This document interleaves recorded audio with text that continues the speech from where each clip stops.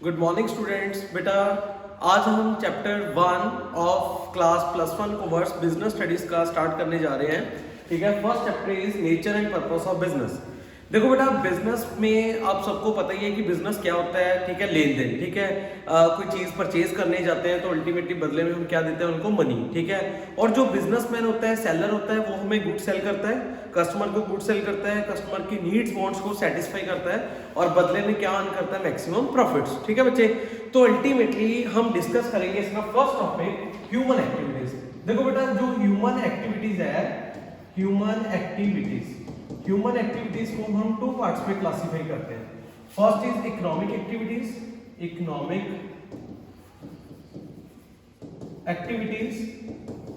और सेकंड में हम करते हैं नॉन इकोनॉमिक एक्टिविटीज। ठीक है बेटा, देखो इकोनॉमिक एक्टिविटीज में हम क्या करेंगे, इकोनॉमिक एक्टिविटीज का मतलब ही ये होता है कि ultimately only activities undertaken for money, activities undertaken for earning money, पैसे कमाने के लिए जो एक्टिविटीज की जाती है उनको हम कौन सी एक्टिविटीज बोलते हैं, इकोनॉमिक एक्टिविटीज। और नॉन इकोनॉमिक एक्टिविटीज जो सोशल एंड साइकोलॉजिकल सेटिस्फेक्शन के लिए होती है, साइकोलॉजिकल सेटिस्फेक्शन के लिए हम एक्टिविटीज करते हैं। लाइक जैसे देखो, सपोज करो अल्टीमेटली हम बोल सकते हैं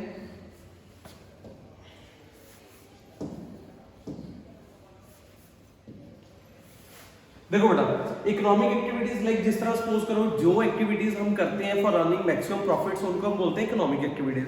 और जो एक्टिविटीज हम करते हैं साइकोलॉजिकल सेटिस्फेक्शन के लिए, ठीक है, सोशल सेटिस्फेक्शन के लिए, फॉर एग्जांपल हम ले सकते हैं कि mother cook food for her child. ठीक है, और a teacher teaching on son, अपने बच्चे को जब पढ़ा रहा है, देन वो कौन सी एक्टिविटी है, नॉन इकोनॉमिक एक्टिविटी है। जब आप किसी को फर्स्ट एड देते हो, देन बदले में क्या बोलते हो कि सबसे पहले मुझे 1000 दे, फिर मैं तुझे बचाऊंगा, ऐसा तो नहीं होता।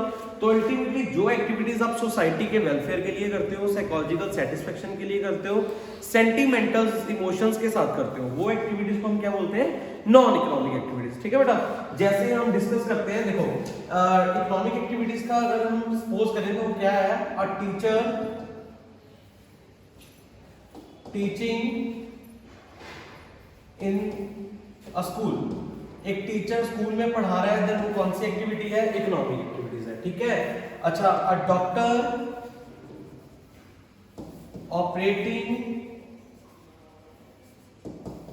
अ पेशेंट, एक डॉक्टर पेशेंट का ऑपरेट कर रहा है, तो ये भी क्या है, इकोनॉमिक एक्टिविटी है, क्योंकि बदले में डॉक्टर क्या लेगा, उसे पैसे चार्ज करेगा। ठीक है, मनी चार्ज करेगा। और नॉन इकोनॉमिक एक्टिविटीज की अगर हम बात करते हैं तो अल्टीमेटली हम लिख सकते हैं mother कुक्स food for her child. ठीक है, अ टीचर टीचिंग ऑन सन, जब अपने बच्चे को पढ़ा रहा है, अगर अपने बच्चे को पढ़ा रहा है टीचर, तो बदले से उससे फीस थोड़ी लेगा। ठीक है, अगर टीचर स्कूल में पढ़ा रहा है तो बदले में उसको सैलरी मिलेगी, वो वो इकोनॉमिक एक्टिविटी है। क्लियर है, अगर अपने बच्चे को पढ़ा रहा है देन वो नॉन इकोनॉमिक एक्टिविटी है। तो हम नेक्स्ट टॉपिक करेंगे। देखो बेटा, इसका स्क्रीनशॉट ले लो जल्दी से, hurry up.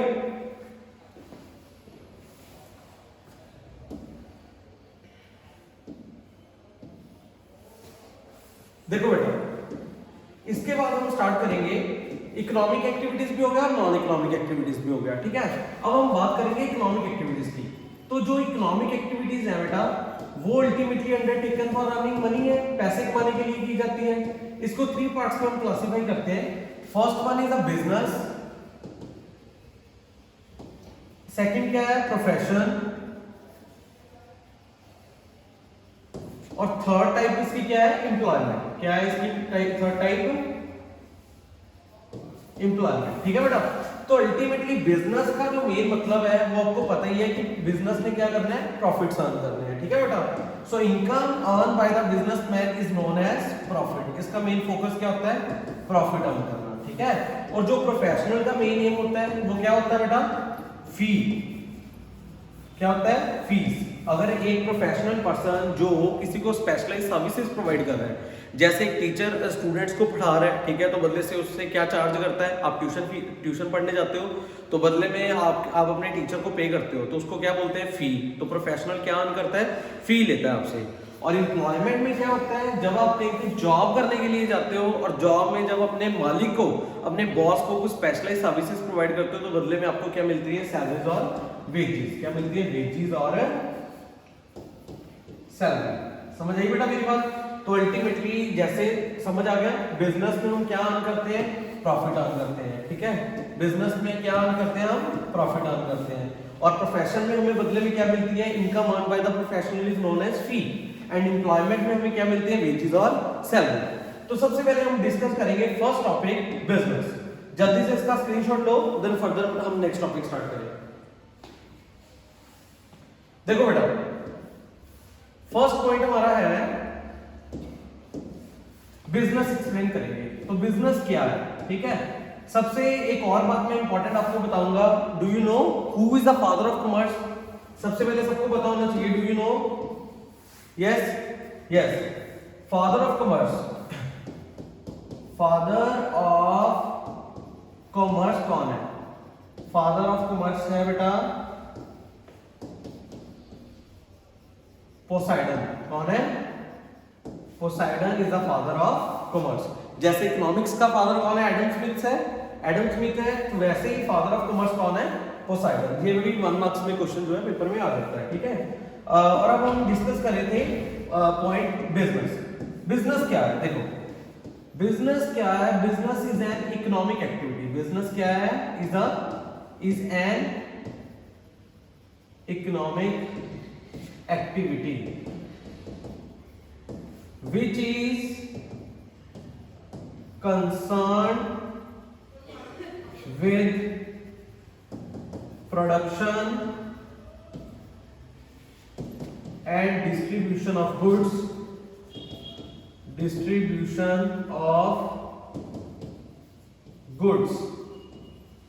from producer to consumer, from producer to consumers। तो अल्टीमेटली बिजनेस एक इकोनॉमिक एक्टिविटी है बेटा, जिसका मेन जो मकसद है, जो मेन जिसके साथ कंसर्न है, वो है प्रोडक्शन करना और डिस्ट्रीब्यूट करना। किसको? गुड्स को, ठीक है, from the producer to consumer. Ultimately business क्या करता है, जो एक्सचेंज होती है गुड्स, ठीक है, गुड्स को एक्सचेंज करता है, सेल करता है from the producer to consumer, ठीक है, for satisfying the needs and wants. और इन अदर वर्ड्स हम लिख सकते हैं, इसको नोट डाउन कर लो जल्दी से, फिर नेक्स्ट डेफिनेशन लिखूंगा। नेक्स्ट अगर हम इन अदर वर्ड्स में बात करें बिजनेस का मीनिंग करवा रहा हूं। इन अदर वर्ड्स,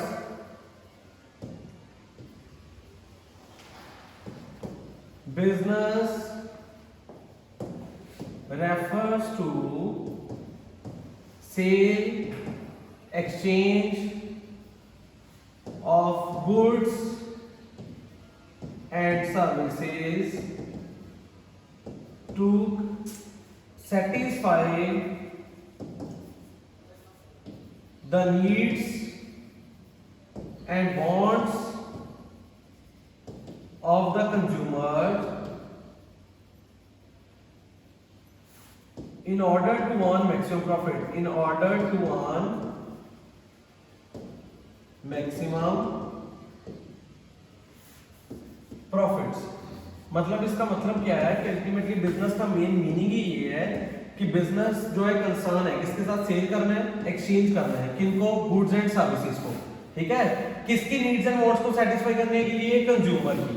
किसके लिए? In order to earn, main objective क्या है, to earn maximum profit earn करना बिजनेस में, ठीक है। समझ आई बेटा? सो बिजनेस को हम बोल सकते हैं कि business is an economic activity which is concerned with production and distribution of goods from the producer to consumer in order to satisfy the needs and wants of the customers. Clear है सबको? अब देखो, इसके बाद अगर हम बात करते हैं नेक्स्ट टॉपिक की, वो हमारा आता है प्रोफेशन। देखो बेटा, नेक्स्ट टॉपिक हमारा है प्रोफेशन।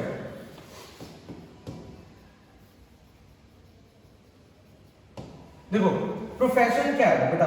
द पर्सन सबसे पहले हमें पता होना चाहिए the person who engaged in profession is known as are known as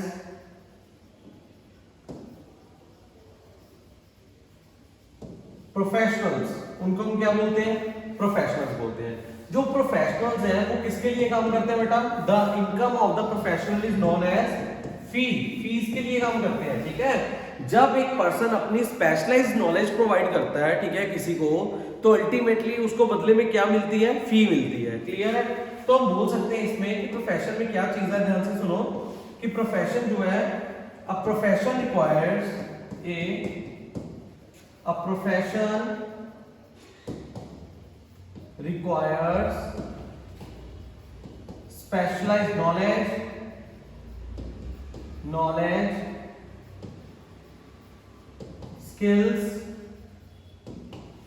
formal education,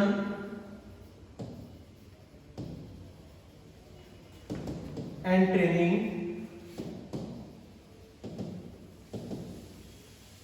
code of conduct is regulated by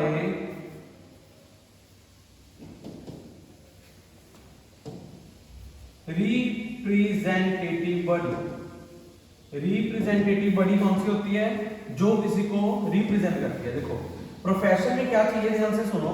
profession में कह रहा है कि अल्टीमेटली स्पेशलाइज्ड नॉलेज चाहिए, स्किल्स है, ठीक है, फॉर्मल एजुकेशन एंड ट्रेनिंग चाहिए वर्कर की, ठीक है, जो भी प्रोफेशनल काम कर रहा है।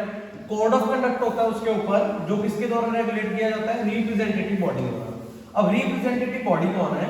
देखो रिप्रेजेंटेटिव बॉडी आपको पता होनी चाहिए। जैसे सपोज करो अगर एक डॉक्टर है, ठीक है, तो उसका जो प्रोफेशन है वो क्या है? मेडिकल प्रोफेशन है उसका, ठीक है, और उसकी जो क्वालिफिकेशन है वो क्या होनी चाहिए? एमबीबीएस होनी चाहिए, एमबीबीएस क्वालिफिकेशन होनी चाहिए उसकी।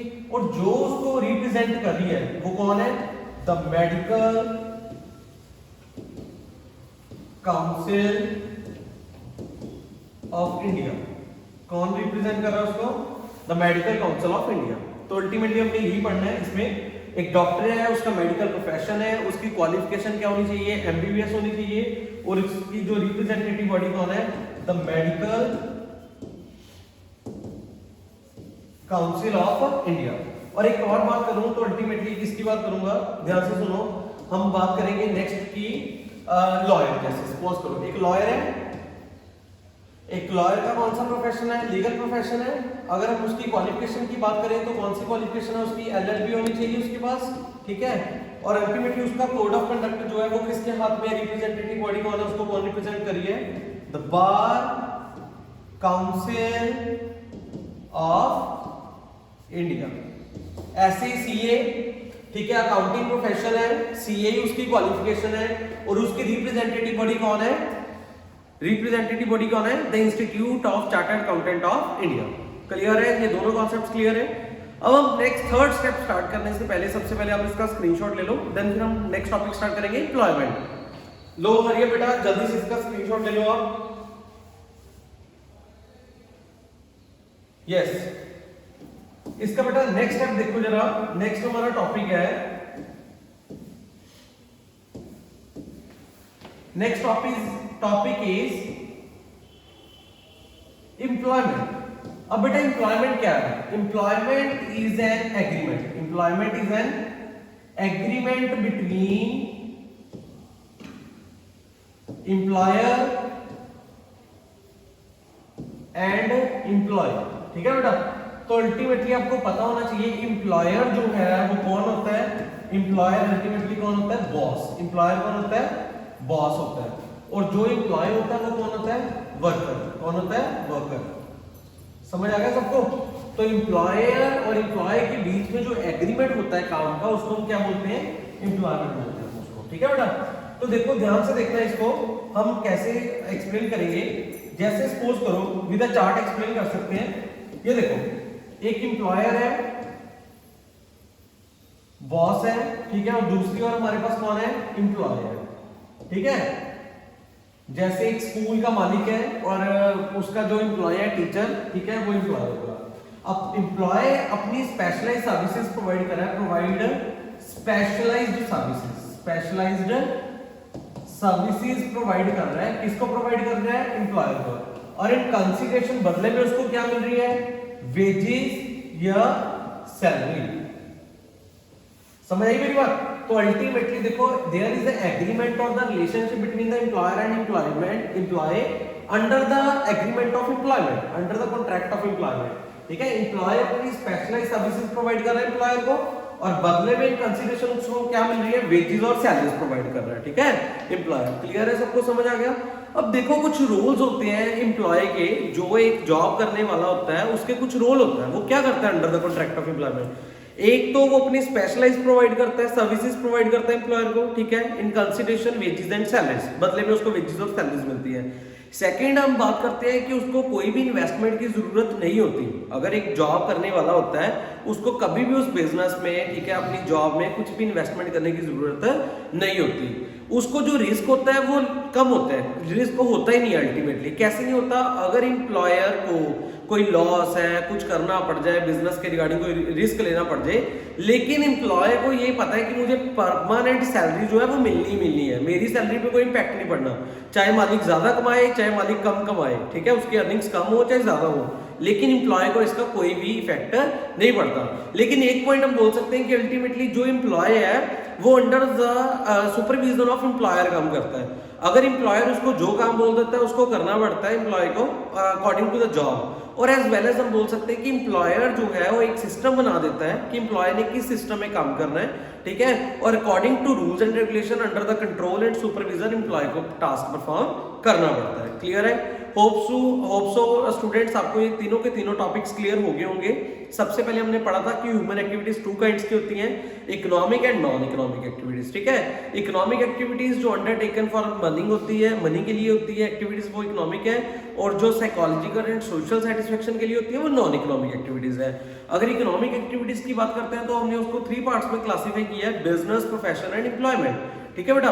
तो अगर जो हम एक नॉन इकोनॉमिक को क्लासिफाई करते हैं तो उसमें हम रिलीजियस एक्टिविटीज भी ले सकते हैं, पर्सनल एक्टिविटीज भी, सेंटिमेंटल्स इमोशंस के साथ, ठीक है, और पेरेंटल एक्टिविटीज भी ले सकते हैं। Parental activities like mother teaching on son, अपने बच्चे को पढ़ा रही है ऑन डॉटर, ठीक है, तो उसके बदले में उसको कोई भी फी और चार्जेस कुछ भी नहीं मिलेगा। तो जो हम फीलिंग के साथ कोई काम करते हैं वो नॉन इकोनॉमिक है, जो मनी के लिए करते हैं वो इकोनॉमिक है। उसके बाद इकोनॉमिक एक्टिविटीज को 3 पार्ट्स में मैंने क्लासिफाई किया, business, profession and employment. Business जो है वो प्रॉफिट के लिए किया जाता है, और जो प्रोफेशन है वो हम किसके लिए करते हैं? फी के लिए करते हैं, ठीक है, और बदले में हमें जो चार्जेस मिलेंगे, जो पर्सन क्लाइंट पे करेगा वो फी होगी। और जो एम्प्लॉयमेंट है उसमें हमें वेजेस और सैलरीज प्रोवाइड होती है, ठीक है। समझ आ गया? Also this lecture will be beneficial for you all, ठीक है। ओके, गुड लक बेटा।